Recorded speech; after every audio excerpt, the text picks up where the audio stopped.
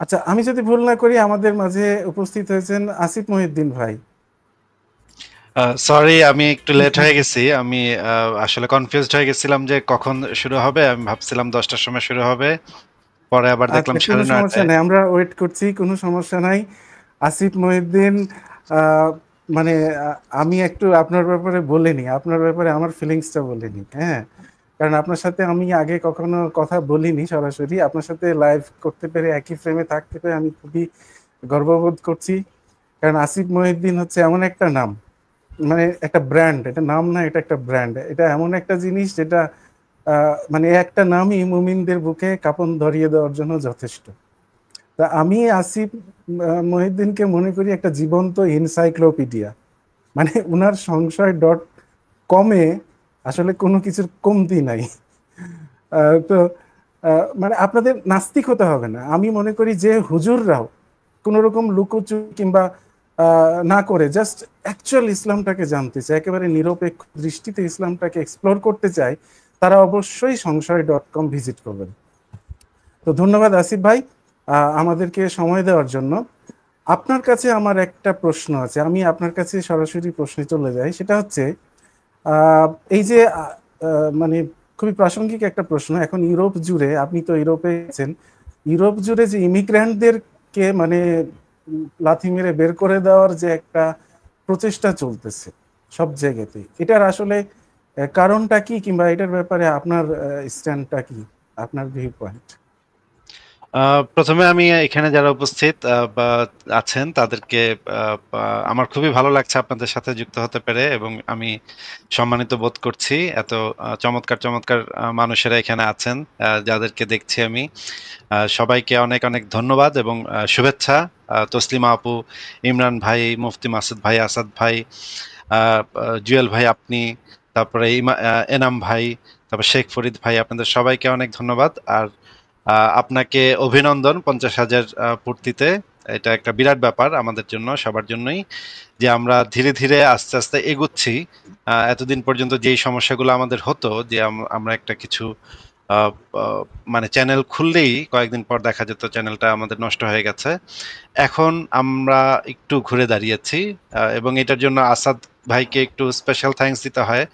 এই যে আসাদ ভাই এই প্রত্যেকটা বিষয়ে খুব ভালোভাবে দেখেছেন এবং খেয়াল করেছেন যে আমাদের এই সমস্যাগুলা কিভাবে মোকাবেলা করতে হয়, সেটার পেছনে আসাদ ভাইয়ের যে কাজ, সেটার জন্য আমরা সবাই আসাদ ভাইয়ের কাছে আসাদ ভাইকে অনেক ধন্যবাদ জানাই। কয়েকদিন আগে আমি দেখতাম যে ফেসবুকে আমাদের চ্যানেলগুলো উড়ে যাচ্ছে, পেজগুলো উড়ে যাচ্ছে।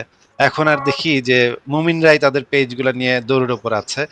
এটা অবশ্যই আমাদের আসাদ ভাই এই কাজটা করেছেন। আর 2 নম্বর বিষয় হচ্ছে যে আমাদের সাথে তসলিমা নাসরিন আছেন। তসলিমা নাসরিন আপু, আপনাকে আহ, আবারও ধন্যবাদ যে আমাদের মতো যারা সাধারণ অ্যাক্টিভিস্ট তাদের সাথে আপনি এসে যুক্ত হন, এসে কথা বলেন। আমরা সবাই জানি যে আপনি আন্তর্জাতিকভাবে অনেক অনেক পুরস্কার প্রাপ্ত একজন মানুষ। অনেক অনেক আমি সরাসরি জিনিসটা দেখেছি যে রিচার্ড ডকিন্সকে আমি দেখেছি লাইনে দাঁড়িয়ে আপনার অটোগ্রাফ নিতে। সেই দিন আমি বুঝেছিলাম যে আহ, আসলে আমাদের দেশ কি হারিয়েছে, বা আমাদের দেশে কি জিনিসটা নাই। আচ্ছা, আমি কি হ্যাং হয়ে গেছি? একটু আপনি ফ্রোজেন দেখাচ্ছে আপনাকে ফ্রেমটা। আমি শুনতে পাচ্ছি। আমরা ভিডিও হ্যাং হয়ে গেছে, কিন্তু অডিও অডিও শুনতে পাচ্ছি, শুধু ভিডিওটা একটু হ্যাং হয়ে গেছে। হ্যাঁ, আচ্ছা, তাহলে আমি ভিডিও অফ করে দিয়ে বলি, কারণ আমি একটু শরীরও খারাপ, এই জন্য আমার চেহারাটা একটু ফুলে আছে। ভিডিও না না থাকলেই ভালো। তো যেটা বলছিলাম যে এটার জন্য আহ, আহ, তসলিমা নাসরিনকে আমি যেভাবে দেখেছি, যে উনি আমাদের সাথে এসেও কথা বলেন, আমাদের সাথে এসে আলোচনা করেন, এটা আমাদের জন্য একটা বড় পাওয়া। যে আহ, তো আর এখানে যারা যারা আছেন, এবং মুফতি মাসুদ ভাই এবং মুফতি ইমরান ভাই তো রীতিমতো এই এই মুহূর্তে সবচাইতে মানে একদম উল্কাপিন্ডের মতো এসে পড়েছেন, এবং আমাদেরকে একদম মানে বাংলাদেশকে একদম নাড়িয়ে চাড়িয়ে দিয়েছেন। এবং আমি যেখানেই যাই এখন দেখি যে মুফতি ইমরানকে মুমিন বাহিনী দল বেঁধে মুফতি ইমরানকে গালিগালাজ করছে। কিছুদিন আগে যেই গালিগালাজটা কিছুটা আমারও খেতে হইতো, তসলিমা আপুর খেতে হইতো, আসাদ ভাইয়ের খেতে হইতো, এখন দেখতেছি বেশিরভাগ আক্রমণ হচ্ছে মুফতি ইমরানের উপরে। এই জিনিসটা দেখে আমার খুবই ভালো লাগছে যে আহ, আহ, মানে উনি আমাদেরকে একটু মানে অবসর দিচ্ছেন। যে আমাদের এখন আর এত গালি খেতে হচ্ছে না, একটু কম গালি খেতে হচ্ছে আগের থেকে। এটার জন্য মুফতি ইমরান ভাই আপনাকে অনেক ধন্যবাদ যে আপনি আমাদের গালিগুলা নিজে খেয়ে নিচ্ছেন। তো আমাকে ইয়া ভাই, জুয়েল ভাই যে প্রশ্নটা করেছেন যে ইউরোপে আমরা বহু বছর ধরে দেখছি যে প্রচুর পরিমাণে রিফিউজি আসছে, প্রচুর পরিমাণে ইমিগ্রেন্ট আসছে বিভিন্ন দেশ থেকে। আমি কিন্তু ইমিগ্রেন্ট বিভিন্ন দেশে যাবে, বিভিন্ন দেশের মানুষ বিভিন্ন দেশে যাবে, এটাকে আমি সমর্থন করি। আমি বর্ডারলেস পৃথিবীর কথা চিন্তা করি। ইউরোপে যেরকম, ইউরোপিয়ান ইউনিয়নে যেরকম হয়েছে, একটা দেশ থেকে আরেকটা দেশে যেতে হলে সেনজেন কান্ট্রিগুলোর ভিতরে যে ভিসা লাগে না, আমি কিন্তু এই রাষ্ট্রের কল্পনা করি যে মানুষের আবার কেন এত মানে বর্ডার থাকবে বা এত ভিসা লাগবে বা এত পাসপোর্টের মানে কাগজপত্র চেক করার বিষয়টাই আমি পছন্দ করি না।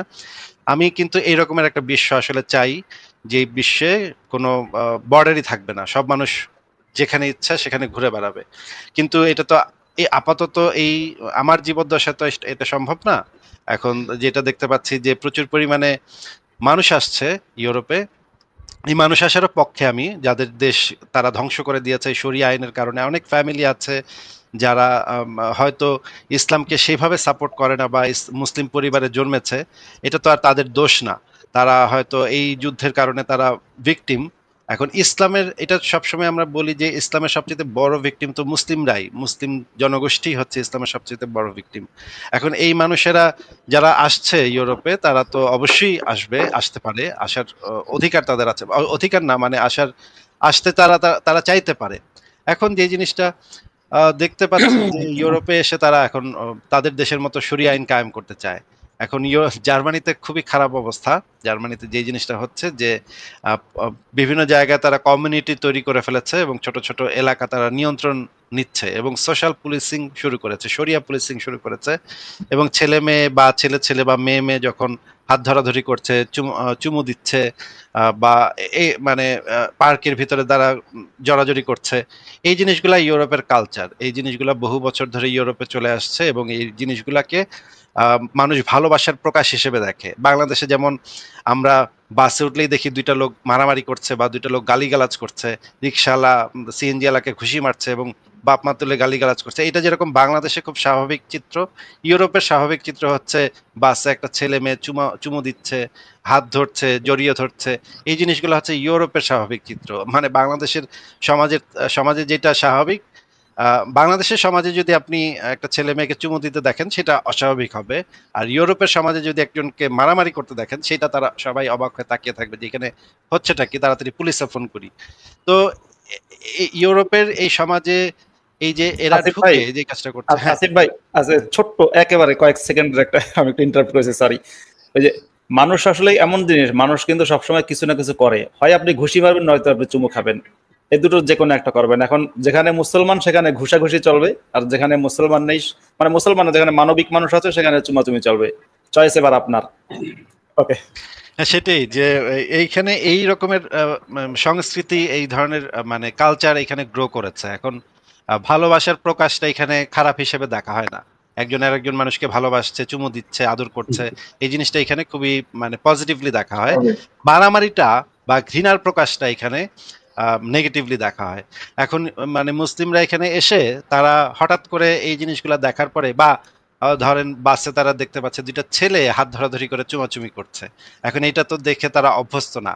এখন যে শখটা তাদের লাগে, এই শখটা আমারও লেগেছিল জার্মানিতে যখন প্রথম আসি। আমি সমকামীদের অধিকারের পক্ষে আগে থেকে ছিলাম, কিন্তু এখানে এসে যখন সত্যিকারে সরাসরি আমি দেখেছি যে দুইটা ছেলে চুমাচুমি করছে, তখন আমারই দেখে একটু কেমন কেমন যেন লাগছে যে এটা কি আমি কি দেখছি। এখন এই শখটা তো মুসলিমদের যারা মাদ্রাসা থেকে আসছে তাদের আরো বেশি লাগবে, বা ধরেন যারা একদম মানে রক্ষণশীল সমাজ থেকে উঠে আসছে, তাদের আরো এই শখটা বেশি লাগবে। এবং তারা শখটা লাগার পরে যে যে জিনিসটা তারা করে, তারা ইউরোপিয়ানদেরকে তাদের মতো হওয়ার উপদেশ দেওয়া শুরু করে যে তোমরা হচ্ছে খারাপ, তোমরা হচ্ছে বাজে। মানে একটা মেয়ে যে ড্রেস পরে আছে সেই ড্রেসটা দেখে তখন তারা বলবে যে তুমি তো মানে একটা স্লাট, যে তুমি এই ড্রেস পরে আছো কেন। তখন তাদেরকে উপদেশ দিবে। তুমি দেখেন তারা ইউরোপে এসছে আশ্রয় নিয়ে, এবং আশ্রয় নেওয়ার পরেই তারা তাদেরকে উপদেশ দেওয়া শুরু করে যে তারা কেন স্লাট, তারা কেন খারাপ, তারা কেন বাজে।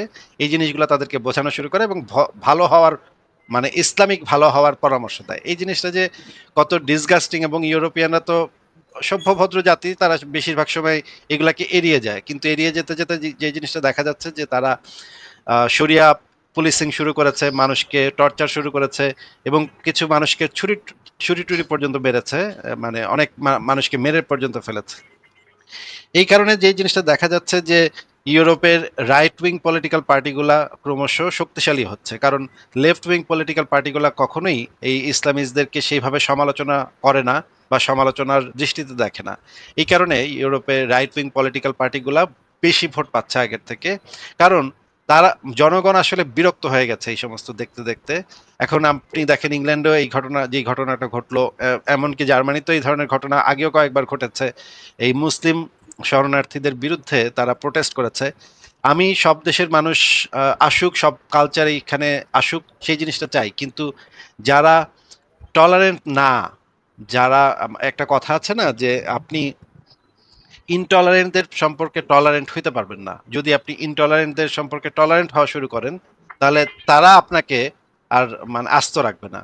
এখন এই যে তাদেরকে আনা হচ্ছে ঠিক আছে, কিন্তু তাদেরকে যেই প্রশিক্ষণটা দেওয়া উচিত ছিল, বা ইউরোপের কালচার বা ইউরোপের মানে জার্মানির যে সংবিধানে যে জিনিসটা সিগনেচার করে তাদেরকে আশ্রয় নিতে হয়, সেই জিনিসগুলো তাদেরকে ভালোভাবে বোঝানো দরকার ছিল যে এই দেশ একটা সেকুলার দেশ, এই দেশে নারী পুরুষের সমান অধিকার, একটা স্বামী 4টা স্ত্রী রাখতে পারবে না। তোমার যদি 4টা স্ত্রী রাখতে হয় তাহলে তুমি তোমার দেশে ফেরত যাও।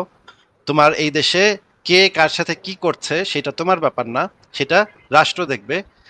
একটা ছেলে যদি প্রেম করে সেটা তোমার দেখভাল করার ব্যাপার না, তুমি তাকে উপদেশ দিতে যাবা না। এই জিনিসগুলো তাদেরকে যদি ভালোভাবে বোঝানো হইতো তাহলে এই সমস্যাগুলো হইতো না। কিন্তু এখন যে সমস্যাটা হয়ে গেছে সেটা হচ্ছে যে এই লোকগুলা ইউরোপের কালচার নষ্ট করার চেষ্টা করছে এবং ইউরোপের শরিয়া শরিয়া আইন কায়েম করার জন্য চেষ্টা করছে। আপনি দেখছেন কিছুদিন আগে ইংল্যান্ডে, লন্ডনে রাস্তা ব্লক করে শুক্রবার জুমার নামাজ পড়ছে। এখন ইউরোপিয়ানরা কতদিন এগুলো সহ্য করবে? একটা শুক্রবার দিন, একটা ওয়ার্কিং ডে, মানুষজন অফিসে যায়, এখন যদি আপনি রাস্তা বন্ধ করে মানে পুরা রাস্তা ব্লক করে দিয়ে নামাজ পড়া শুরু করেন, শুক্রবারে নামাজ পড়া শুরু করেন, এই কি ভাই, আমরা কোথায় এসে পড়লাম?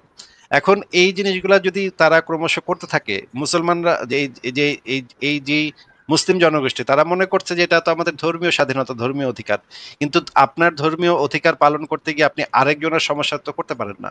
আরেকজনের রাস্তা আপনি কিভাবে ব্লক করেন?